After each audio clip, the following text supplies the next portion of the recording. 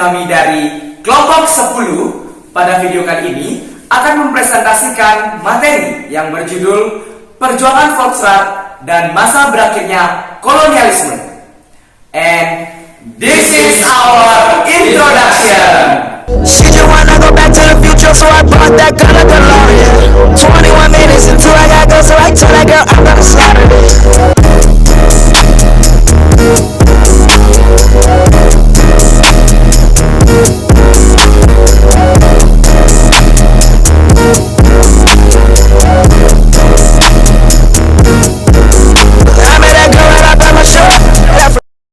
Pengertian dan fungsi Volksraad. Kata Volksraad diambil dari bahasa Belanda yang secara harfiah berarti Dewan Rakyat, yang dimana merupakan semacam Dewan Perwakilan Rakyat Hindia Belanda. Dewan ini dibentuk pada tanggal 16 Desember tahun 1916 oleh pemerintah Hindia Belanda yang diprakarsai oleh Gubernur Jenderal J.P. van Limburg-Stirum bersama dengan Menteri Urusan Kolonial Belanda yaitu Thomas Bastiaan Pleyte. Volksraad mempunyai fungsi untuk memberikan nasihat yang bersifat politik kepada Gubernur Jenderal Hindia Belanda melalui sidang Volksraad. Volksraad tidak mempunyai hak angket dan hak menentukan anggaran belanja, sehingga tidak mempunyai kekuasaan seperti parlemen pada umumnya. Kemudian, baru pada tahun 1927, Volksraad memiliki kewenangan ko-legislatif bersama Gubernur Jenderal yang ditunjuk oleh Belanda. Karena Gubernur Jenderal memiliki hak veto, kewenangan Volksraad sangat terbatas. Selain itu, mekanisme keanggotaan Volksraad dipilih melalui pemilihan tidak langsung. Pada tahun 1939, hanya 2.000 orang saja yang memiliki hak pilih. Dari 2.000 orang ini, sebagian besar adalah orang Belanda dan orang Eropa lainnya. Di mana, selama periode 1927 hingga 1941, Volksraad hanya pernah membuat 6 undang-undang, dan dari jumlah ini, hanya 3 yang diterima oleh pemerintah Hindia Belanda. Sebuah petisi Volksraad yang ternama adalah petisi Sutarjo, di mana Sutarjo adalah salah satu anggota Volksraad yang mengusulkan kemerdekaan Indonesia. Latar belakang berdirinya Volksraad. Volksraad terbentuk atas desakan untuk memberi ruang, peran, dan kesempatan bagi orang-orang Indonesia untuk memikirkan nasibnya, di mana Volksraad berhasil menjadi wadah perjuangan untuk mencapai kemerdekaannya. Mengapa demikian? Karena melalui dewan ini, aspirasi rakyat Indonesia disuarakan melalui wakil-wakilnya yang diduduk di dewan ini. Pembentukan Volksraad tidak terlepas dari kebijakan desentralisasi sejak penerapan politik etis dan Perang Dunia Pertama. Para pengagas politik etis mendesak segera diberlakukannya kebijakan desentralisasi yang pada intinya memberi ruang, peran, dan juga kesempatan bagi orang-orang Indonesia untuk memikirkan nasib dan masa depannya dengan melibatkan mereka dalam dewan-dewan lokal. Pada masa itu, mereka menginginkan adanya sebuah wadah yang dapat meningkatkan peran kaum Bumiputra dalam pemerintahan. Sehingga, Gubernur Jenderal Hindia Belanda, Johan Paul van Limburg-Stirum pada tahun 1916 hingga 1921 menyetujui hadirnya lembaga ini. Di Volksraad pula, tokoh-tokoh pergerakan lintas partai atau organisasi melanjutkan perjuangannya. Meskipun demikian, wewenang yang dipegangnya hanya terbatas. Volksraad merupakan satu-satunya wadah yang aman untuk menyampaikan aspirasi dan juga tuntutan kepada pemerintah kolonial Belanda pada masa itu. Di mana ada alur perjalanan Volksraad itu sendiri, yang dimulai dari tanggal 16 Desember 1916, yang dimana Dewan Rakyat atau Volksraad ini dibentuk dan disetujui oleh Gubernur Jenderal Hindia Belanda. Kemudian, pada tanggal 1 Agustus 1917, Volksraad mulai dijalankan, yang berlanjut pada tanggal 18 Mei 1918, Volksraad diresmikan oleh Gubernur Jenderal Graaf van Limburg-Stirum dan Thomas Bastian Pleyty.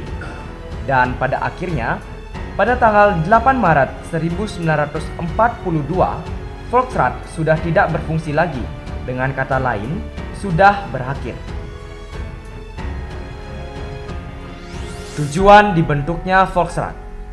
Tujuan awal dibentuknya Volksraad atau Dewan Rakyat adalah hanya untuk meredam amarah Bumiputra atau menenangkan suasana agar Belanda mendapatkan hak otonomi.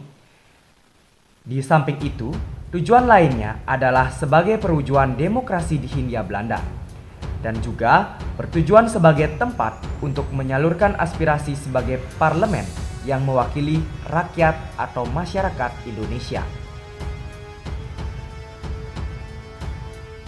Keanggotaan Volksraad dan tokoh-tokoh yang berperan penting di Volksraad.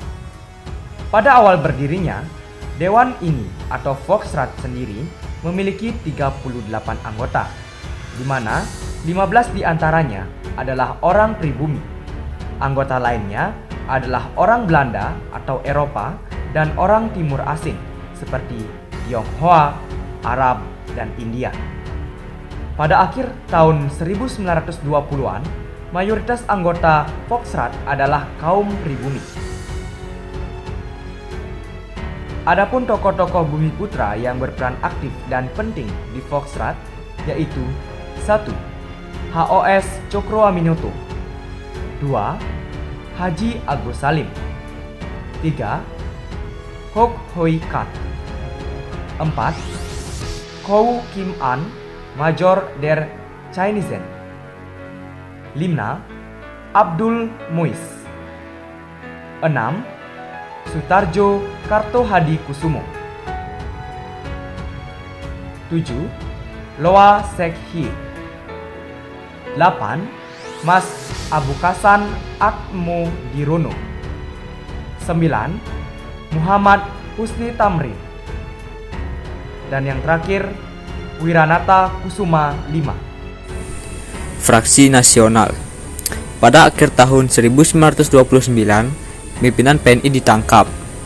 Untuk melanjutkan perjuangan, maka dibentuklah fraksi baru dalam Volksraad yang bernama Fraksi Nasional.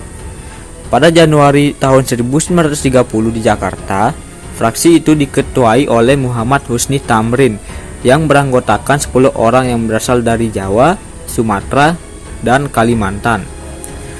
Tujuan organisasi itu adalah menjamin kemerdekaan Indonesia dalam waktu yang sesingkat-singkatnya.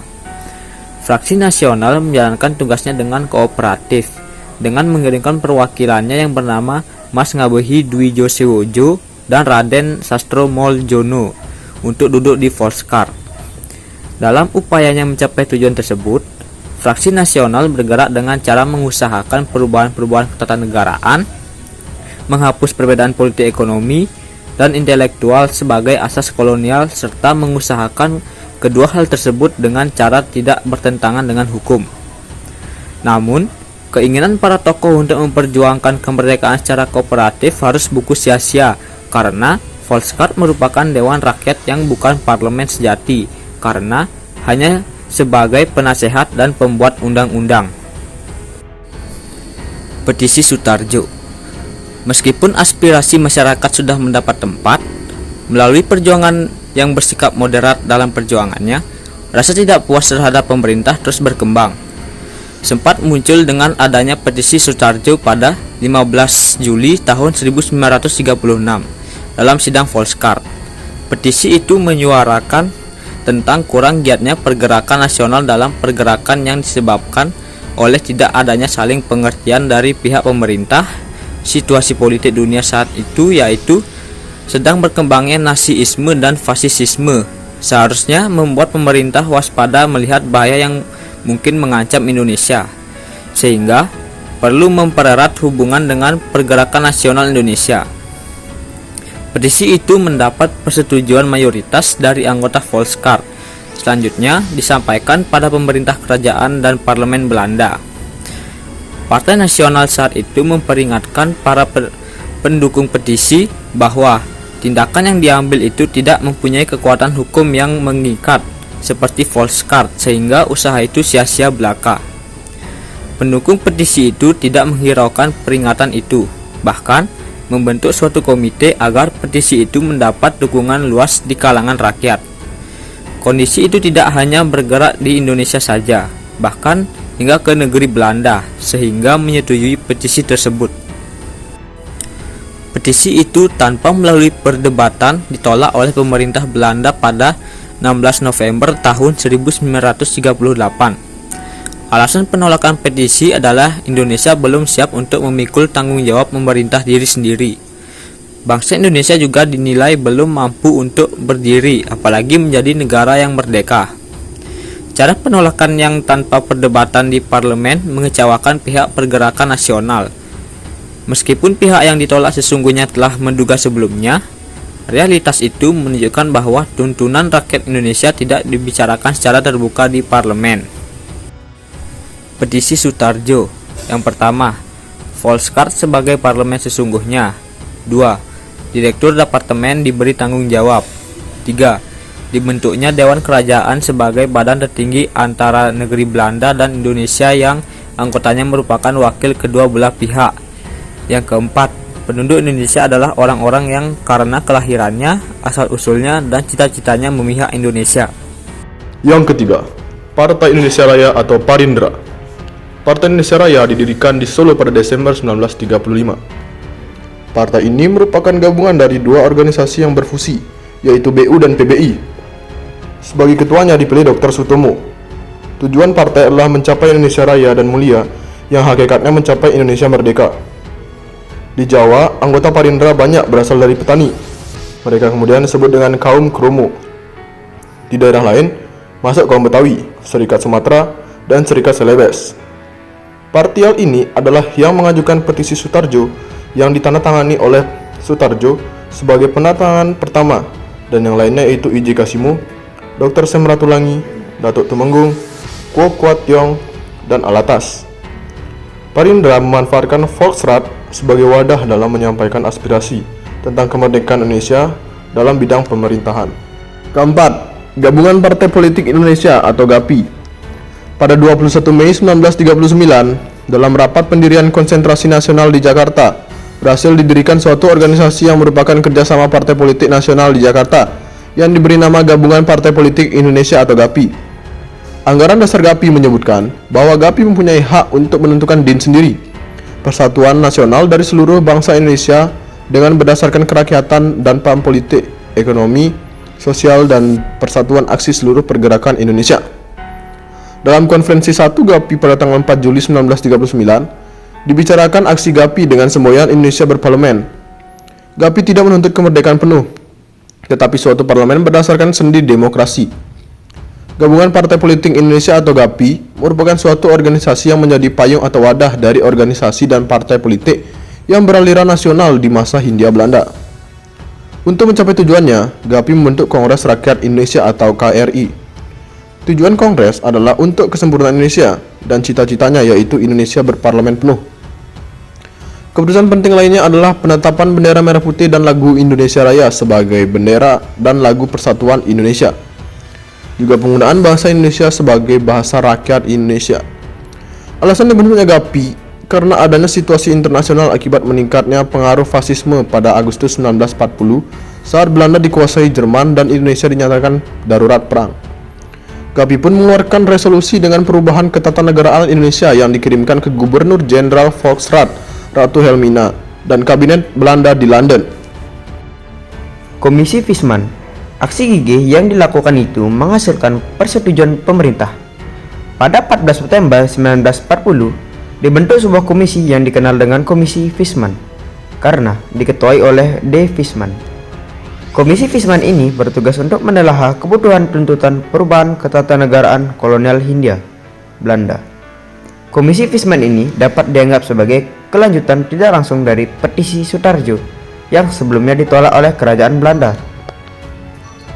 Tamatnya kemaharajaan Belanda ratusan tahun yang sudah Belanda membangun kemaharajaan di Kepulauan Indonesia di tanah Hindia Belanda, di mana roda kebangsaan terus digerakkan di berbagai penjuru yang dipandang memungkinkan untuk mendapatkan kebebasan, termasuk melalui Volksraad.